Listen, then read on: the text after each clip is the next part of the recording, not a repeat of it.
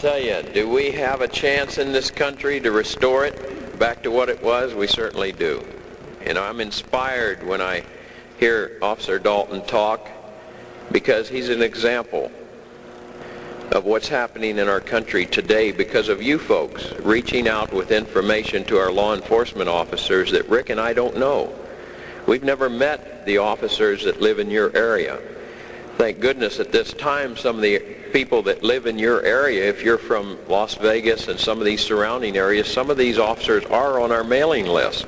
And so we've started the educational process that Officer Dalton and I went through, thanks to some citizen touching us with information and get us started on that course. So I'm just so proud of this officer, because he's bridged the gap that has been purposely laid between the citizens and the law enforcement officer, and he's come back to the side of the people, which isn't easy. And I want you to know he's suffered in his police department. I don't know if he told you this, but I don't think he did, but the other day he told me, he says, Jack, you know, my chief and I have something in common.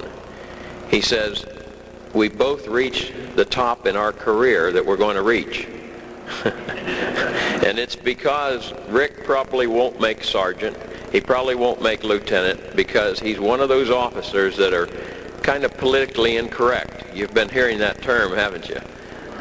All right. You know, but he's there, and he's constantly teaching other officers about that they serve the people. He's always watching other officers and being sure that they don't abuse the people. And so he's, in a sense, a thorn in the side of the New World Order, because, of course, they have plans for our law enforcement officers that you and I are not supposed to know about. The officers that were called peace officers just a few years ago have now been labeled as enforcement officers, and we are indeed more enforcers today than we are peace officers. And of course, as the progression towards this utopian society called the global society, the New World Order, progresses, we're going to see the enforcement officer play a bigger role in all of our lives. And we just hope and pray between each other that we can reach the masses of police officers in our country like Rick and I were reached and educated before that day comes. So I wanted to let you have some time with Rick, so that you'd know that what you're doing is working. As you confront an officer on a traffic stop, instead of making that officer an enemy, which is easy to do, isn't it? Because you're mad. I know exactly the same feeling, because when I was a youngster, I used to get a lot of tickets. You see? And I hated it when a police officer would stop me. But the neat thing about it back then, they had a better attitude. You know, when I was growing up, the cop was your friend on the beat.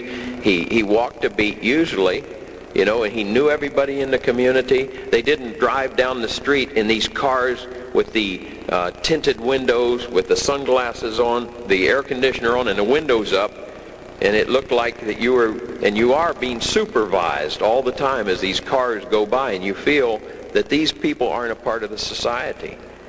But Rick has bridged the gap, and many, many other officers are doing the same thing, because you cared enough to touch them with something and take a few minutes with them and try to help them understand who they really serve. So I take my hat off to you folks for causing people like Rick and I to learn and come back to the duties and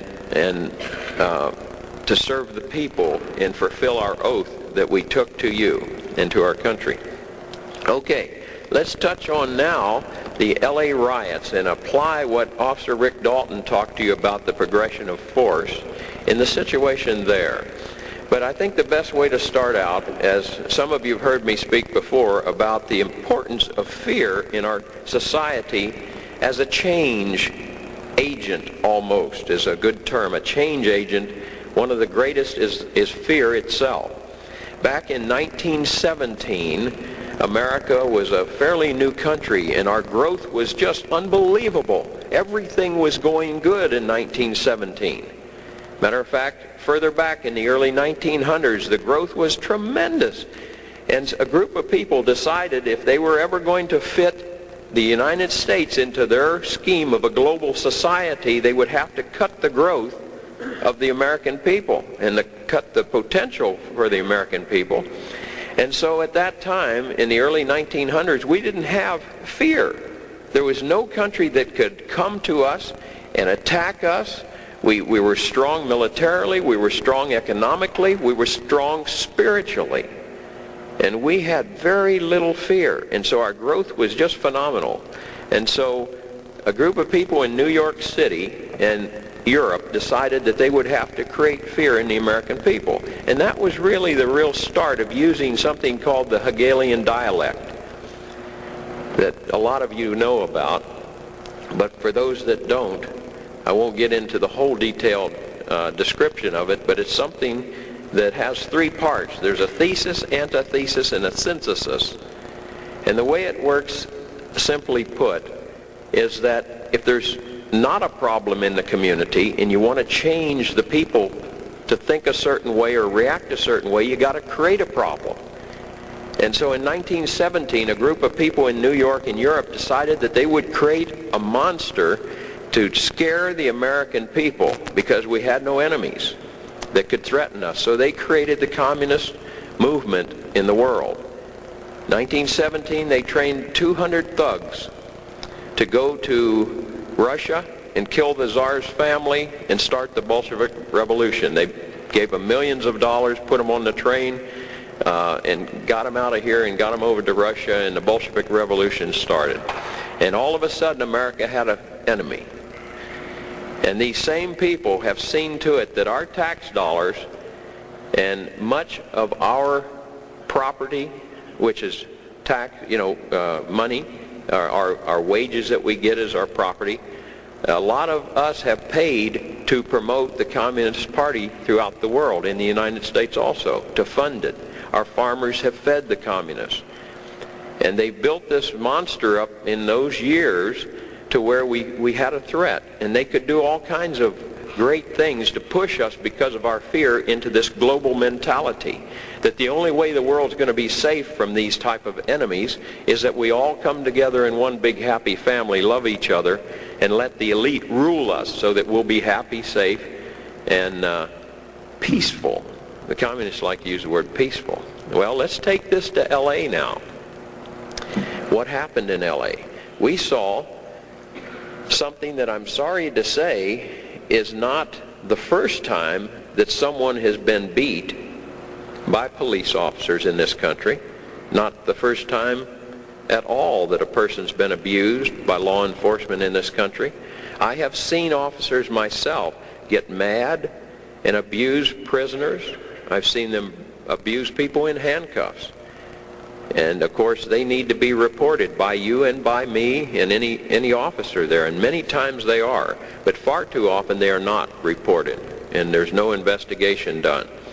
A video camera was in Los Angeles at that time and happened to get on film something that is far too common in our country today.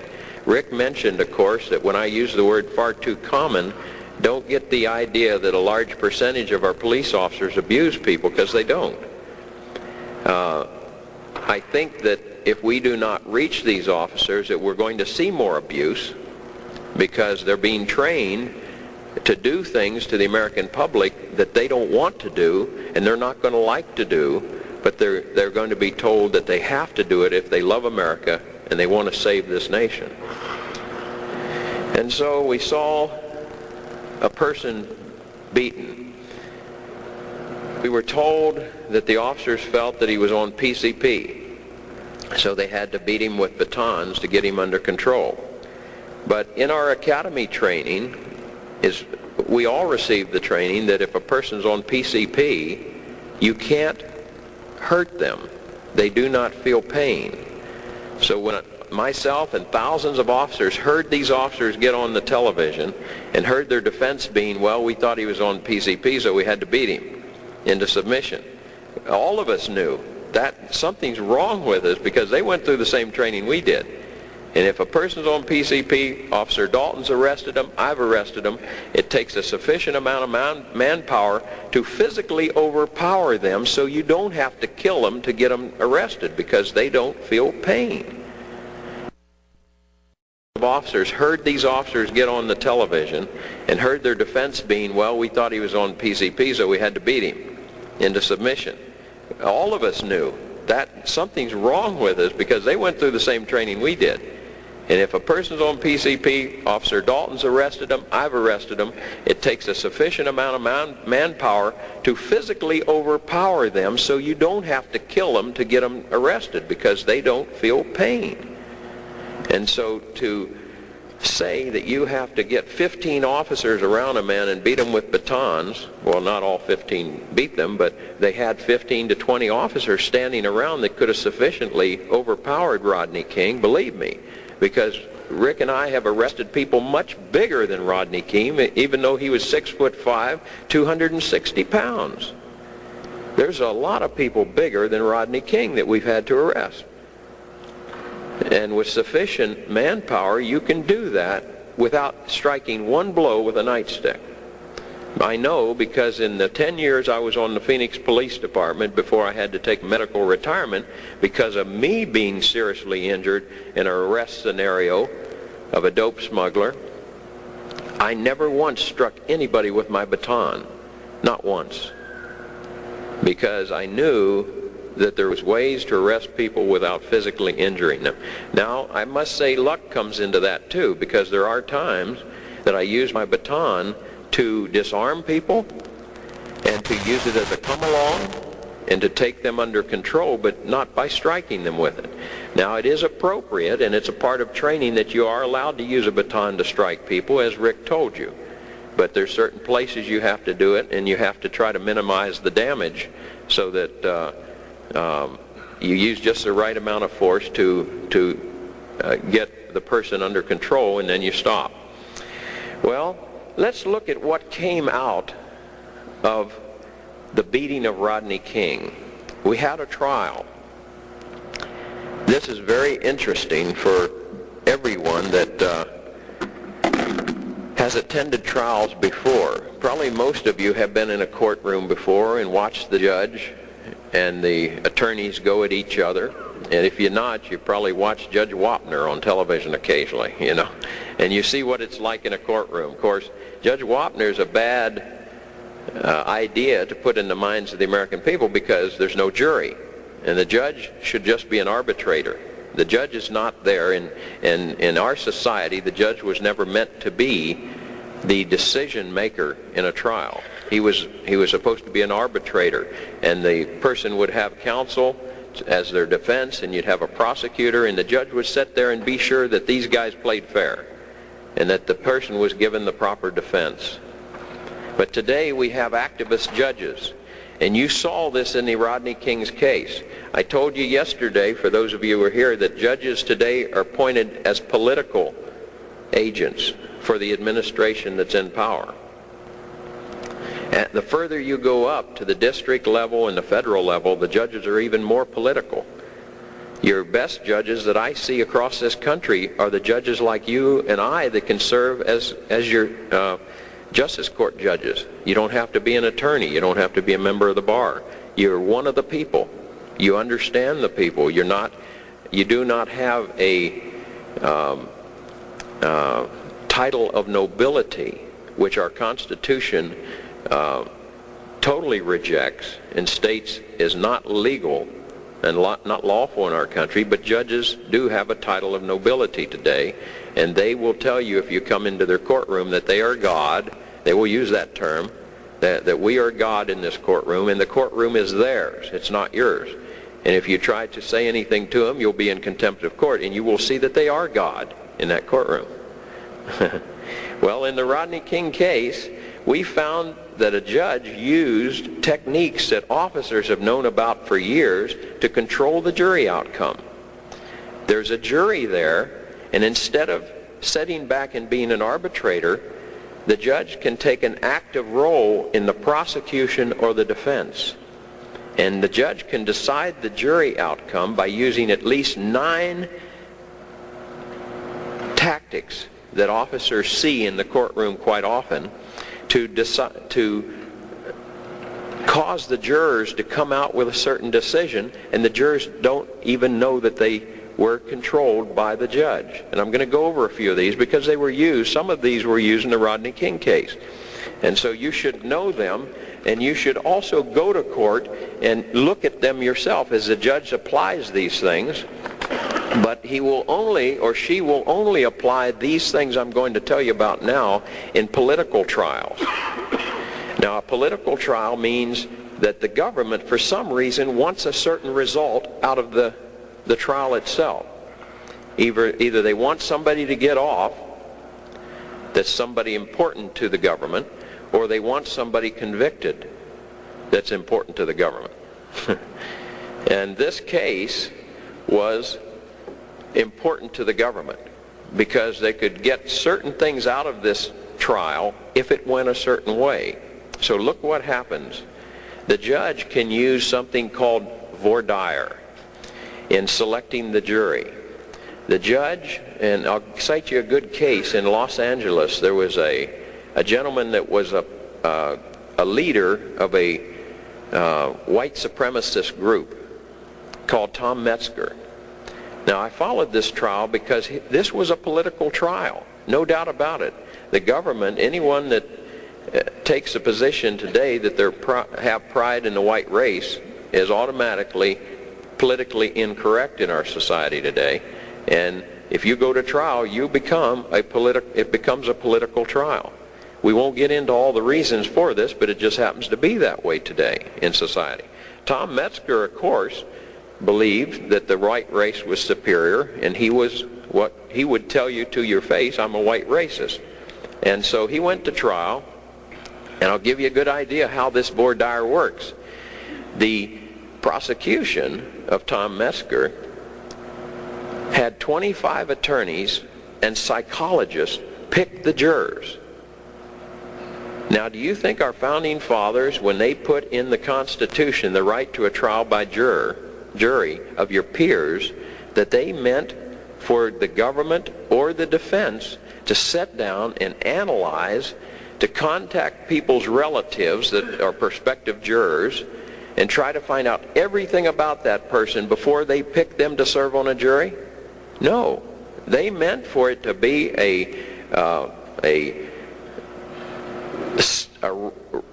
random selection of people. In other words, right now we have a random selection. We could pick a jury right here. We could go around and say, I'm going to pick out 12 people and you will serve on the jury. 1, 2, 3, 4, 5. We'll pick 12. You're the jury. You ask them no questions. They serve because you live in this community. You are a jury of a person's peers that lives in your community.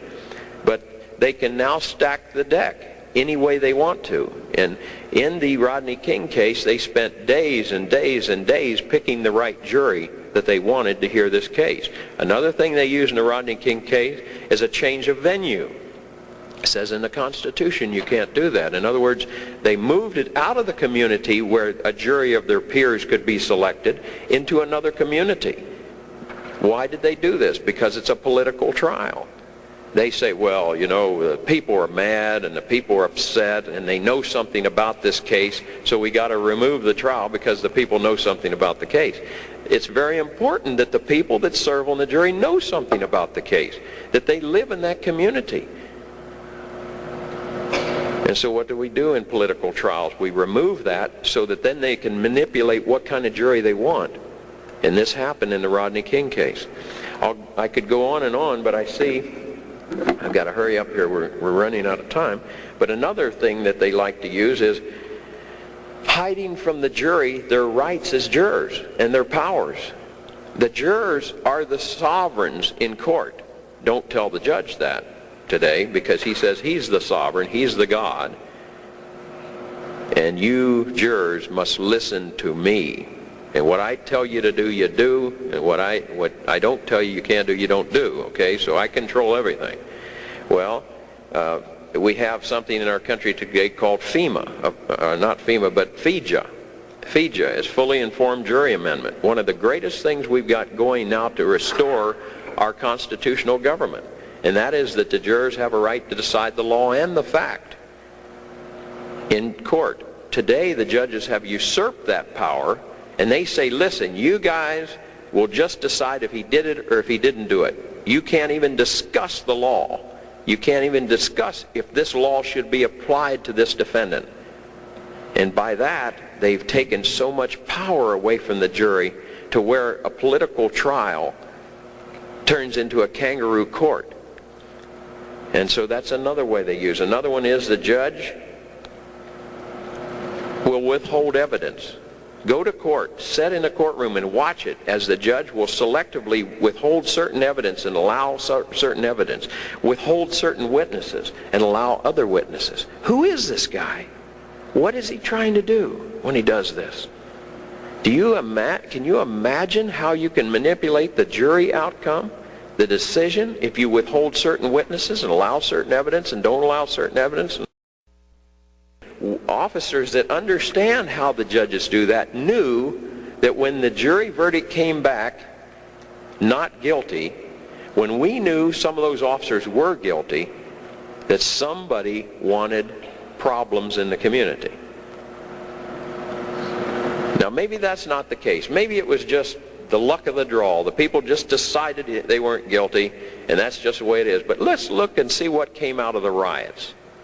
Let's see what happened and the benefits to those that want a global community and want you subjected as into a caste society where it's the super rich elitists over the super poor, the commoners as we're called by them, how the LA riots benefited them. Okay, number one, once again, it created a lot of fear, didn't it, in the hearts and minds of all the American people, not just LA.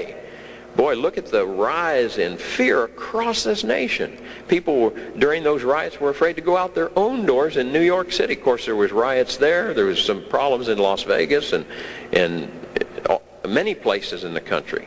So they were able to create fear in the American people. And of course, if you don't know that this is a part of the plan, you will say, government, come save me. Government, you're our saviors. We are fearful. Come to us, government. We want more government. We want more police. We want more soldiers. Please save us, government. And that's what the American people pretty much did. You can see this because one of the basic problems for the world government people have been how to get American soldiers, how to get UN soldiers on the streets of America without the people complaining that it's against the Constitution, which it is. But how can we get them to give this up? So a test was done. With the LA riots, we had Pete Wilson, the governor of the state, we had Tom Bradley, and we had President Bush, all getting on television and saying, don't fear, we will use every police officer, we will use every National Guardsman, 27,000 in that area, and we will use these resources completely before we bring in the military on the streets of Los Angeles. 2 hours after the riots started, they had 2,000 Marines on the street in LA. Why was that? They wanted to see how the American people would react. It was a test. And guess what? We reacted the way they hoped we would react. Being that we don't know our Constitution any longer, and they have stopped teaching it in the government schools years ago, what they thought would happen happened. When the Marines hit the street of Los Angeles because of the total fear of the people didn't say, wait a minute, you can't do that. They said, why didn't you come sooner? And why didn't you bring larger numbers of the military to our streets? So this is one of the most important things that came out of the LA riots, that they now know, or believe anyway, that they can do this anywhere in America, and the people won't even question it. Because if they create enough fear in the American people, they will accept anything just to be safe and peaceful. Another thing was very important to them. Tom Bradley has been surrounded by and a sympathizer for 4 or 5 communist parties in the Los Angeles area. As a matter of fact, 4 communist parties in the Los Angeles area participated in the riots, the looting, and everything to stoke a matter of fact, a year before, they were working in the community, 4 communist groups that were working to try to inflame the minorities to where, if they had the opportunity, they would provoke riots in that area. And it just so happens the Rodney King case came about. The officers not knowing that they would perpetuate what had been long planned to give impetus to a riot in that part of the country. But one of the greatest benefits for Tom Bradley himself and the Communist Party in Los Angeles is that they got rid of Chief Gates. Now this is important because Chief Gates was standing in the way purposely of martial law, a program for a national police force. He had been against the Citizens Review Board.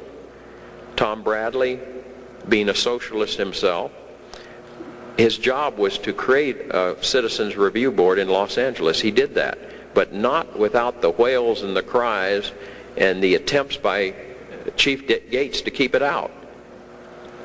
He was able to do that, and he put in charge of it one of the people, head of the ACLU, who helped destroy the files from the Internal Investigations Branch of the Los Angeles Police Department that had millions of files on communists in the United States. He made a police commissioner one of these people that was active in one of the communist parties there in the LA area. And so Tom Bradley wanted Chief Gates gone because they had brought to the Los Angeles Police Department a program called CALEA. Some of you have heard me speak about that before, the Commission on Accreditation of Law Enforcement Agencies. This is the train track that runs the train of the National Police Force. They're laying the track with something called CALEA. CALEA may be in your police department here. You need to check and see if it is. If it isn't, keep it out. If it is, get rid of it. Educate the people in this area. We can help you with that because we're putting out documentation on CALEA. In the months ahead, there'll be a book out on it a few months from now that you can present to your city council. But if it's not here, keep it out. It's Commission on Accreditation of Law Enforcement Agencies. It's being sold as, if your police department is not in CALEA, it's not a professional law enforcement agency. And so if you want a professional law enforcement agency, which everybody wants a professional law enforcement agency, you got to have CALEA. And all it is, folks, is they standardize every policy and procedure of everything the police do to where each department in the United States, if it's standardized, every policy and procedure, every department can be ran from a local or from a central location somewhere in the United States, in the UN, or anywhere in the world.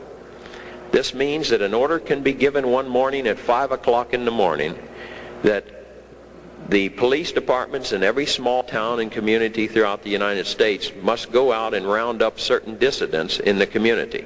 And at 5:30 that morning, every police officer from New York City to Los Angeles will react and do the same task at the same time, commit the same act on the East Coast and the West Coast and all in between. And so this came to the Los Angeles Police Department 4 times. Chief Gates says, I don't want it. We've got a letter here that's on our table there. You might want to get the letter from Chief Gates that's on our table out there, where he talked to us, Officer Dalton, myself, and the American Citizens Law Association, through his letter saying why he didn't want CALEA in there, because he feared the National Police Force.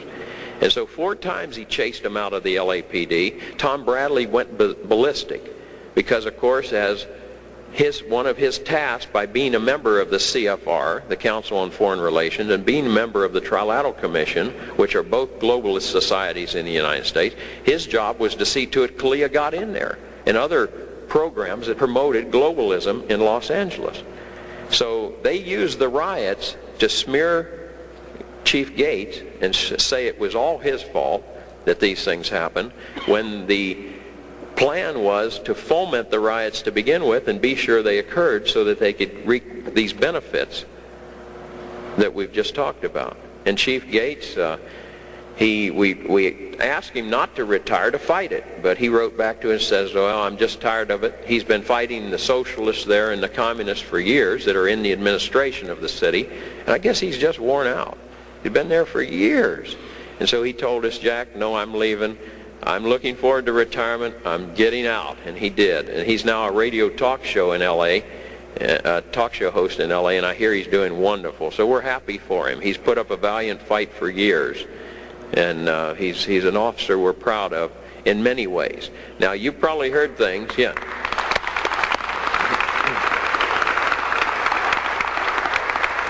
You probably heard some negative things about Chief Gates, as I did. There's certain things he did I don't like, but that's okay. We all disagree at times. And so, but basically he was a thorn in their side, like some other of us officers are trying to be. And he did it for years, and he stood the test, and we're just proud to have had him serve the American people like he did for so long. Now we have the second trial, and I'm going to quit in just a minute here, but I wanted to touch on that. I think all of us realize that our jury decisions are very important in this country. In the Constitution, it says that you cannot be brought to trial again for the same thing. That's called double jeopardy. But the right decision, or let's say the decision that was made by the first jury, didn't make everybody happy. So certain individuals felt there should be another trial. So even though they say, and I think John expressed it so well last night about there being two governments, the state government and the federal government, and they've tried him in the state government, tried these guys in the state government, and they're now going to try him in the federal government. That sounds good, but it's still double jeopardy when you're tried for the same thing, and it's unconstitutional. Now they changed the words, and he said that they were tried first of all on assault charges, assault with a deadly weapon with the intent to do great bodily harm, and they were found not guilty. Now in our society, a jury decision should be a final decision. Although I personally feel and know in my heart some of these officers were guilty of assault and battery on Rodney King and should be punished, if the jury found them not guilty, we cannot say, well, these particular people we're going to try again until we get the verdict we want. And so by switching over to the federal case and saying, okay, we're going to try them on civil rights violations, this is not right. Because inherent in the charges was another assault charge. They were tried again for assault. And they were tried in the first case for assault. And even though you give it a different title and say it's a civil rights violation, were guilty and two were not. They were exonerated the first time, and it shouldn't have been a second trial. So I hope that that you will understand that fear is being brought upon us. The drug war is another good example. We didn't have enough fear in our society, so our government has become involved in bringing the drugs into our country to create panic and fear in the American people. Bo Gritz does a wonderful speech on that. If you'll go to his booth, you can get his book, Called to Serve, that tells you about our government bringing the drugs into the United States and has the proof in there. That proof, by the way, has come out on the left through the Christic Institute. Some of the communist organizations have brought forth the same truths and evidence in some of this to try to use it against the United States that Bo Gritz and others have brought out on the conservative side, you might say. And if you put them both together, it proves that indeed our government is involved very heavily in the drug trade. Why would they do that? You know why. Because they need panic, they need fear, they need a high crime rate. I'll end with this. Edwin Meese said in 1980, as he served as the Attorney General under President Reagan. By the way, Edwin Meese was a part of the globalist plan, but he said one day, and it hit me as I was a police officer in Phoenix teaching, or I was an instructor for the Regional Police Academy. He says, I think now the American people are ready to give up some of their Bill of Rights so we can do something about the drug problem and the crime problem in America. You see the plan? Don't be fearful, because fear can do some terrible things. Fear can make you make the wrong decisions. The only way I know, and Officer Dalton too, to not be fearful today in the society that we have and what's coming our way, is to take power from something much greater than what we have ourselves.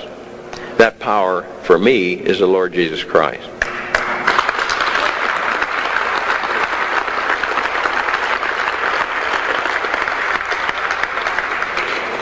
If you think that you're going to get through the days ahead on your own power, on your human abilities and your human resources, I don't think you're right.